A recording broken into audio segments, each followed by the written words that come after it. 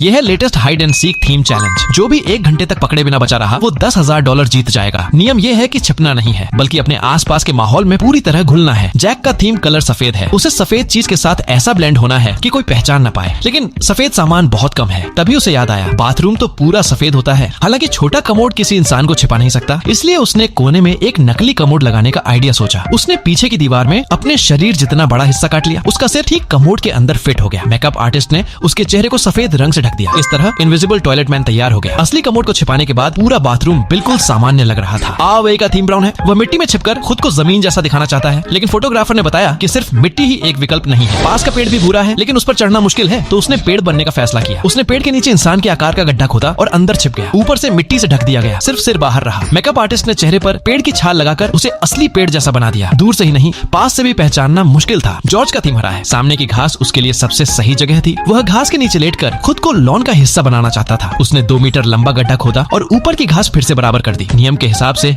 उसका चेहरा बाहर दिखना जरूरी था। मेकअप आर्टिस्ट ने फिर अपना कमाल दिखाया। उसके चेहरे को पूरी तरह हरी घास जैसा बना दिया। वह घास में ऐसे मिल गया जैसे कोई फर्क ही नहीं था। दूसरी तरफ शाओमी को भी छिपने की जगह मिल गई। वह दीवार पर टंगी मोनालिसा पेंटिंग बनना चाहती थी। उसने दीवार में छेद किया और पीछे छिप गई। मेकअप के बाद वह बिल्कुल पेंटिंग जैसी लग रही थी। लेकिन शाओ एन का आइडिया सबसे अलग था। वह खुद को चेरी ट्रैप बनाना चाहती थी। लाल रंग उसके थीम से बिल्कुल मैच कर रहा था। उसने खाने की चीजों के बीच खुद को टेबल के नीचे छिपा लिया। 5 खिलाड़ी छिप चुके थे और उन्हें ढूंढने वाला हंटर भी पहुंच गया। अगर वह 1 घंटे में सबको पकड़ लेती तो उसे $10,000 मिलते। अपने अनुभव और जांच की स्किल से वह हर संदिग्ध जगह को ध्यान से देखने लगी। हंटर किचन की तरफ बढ़ी और अचानक उसका पैर किसी लाल चीज से टकराया। उसने सूंघ कर देखा, वो नकली चेरी थी। क्या कोई खाने की चीजों के बीच छिपा है? उसने एक एक करके सामान हटाना शुरू किया। शाओ एन डर के मारे आवाज तक नहीं निकाल पाई। खतरा करीब आते ही वह भागने लगी, लेकिन पकड़ी गई और सबसे पहले बाहर हो गई। 20 मिनट बीत चुके थे। हंटर फिर सुराग ढूंढने लगी। वह घास पर गुस्से में चल रही थी, लेकिन छिपे हुए जॉर्ज को नहीं देख पाई। तभी पेड़ के नीचे उसे गिरी हुई छाल मिली। उसे शक हुआ कि कोई पेड़ बनकर छिपा है। उसने पेड़ पर एक मकड़ी रखी। आवे डर से आवाज निकाल बैठा। हंटर ने उसे भी पकड़ लिया। हंटर फिर घर में लौटी और हर जगह तलाश करने लगी। जब वह बाथरूम जाने लगी तो उसने देखा कि एक कमोड खराब है। फिर सामने दूसरा कमोड देखकर वह हैरान रह गई। एक बिल्कुल सही लग रहा था और दूसरा इस्तेमाल के लायक नहीं था। उसने जानबूझकर उस पर बैठकर जांच की। जैक अब और नहीं सह पाया और उसकी पोल खुल गई। जैक के पकड़े जाने के बाद सिर्फ 10 मिनट बचे थे। अब 2 खिलाड़ी बाकी थे। हंटर ने थर्मल कैमरा निकाला। जहाँ भी शरीर की गर्मी होती वह तुरंत दिख जाती। मोनालिसा वाला छिपाव आंखों को धोखा दे गया, लेकिन मशीन को नहीं। शाओमी भी पकड़ी गई। अब सिर्फ आखिरी खिलाड़ी बचा था। समय खत्म होने में 3 मिनट थे और हंटर घास के मैदान को स्कैन कर रही थी। अचानक उसका पैर टूटी हुई घास पर पड़ा। उसे लगा कि जॉर्ज मिल गया, लेकिन वो सिर्फ एक नकली जाल था। जॉर्ज उसके बिल्कुल पास था और उसने बताया कि समय खत्म हो चुका है। हंटर चैलेंज हार गई। इतनी करीब आकर हारना उसे बिल्कुल पसंद नहीं आया और इनाम उसके हाथ से निकल गया। अब सवाल ये है, अगर आप होते तो खुद को किस चीज में छिपा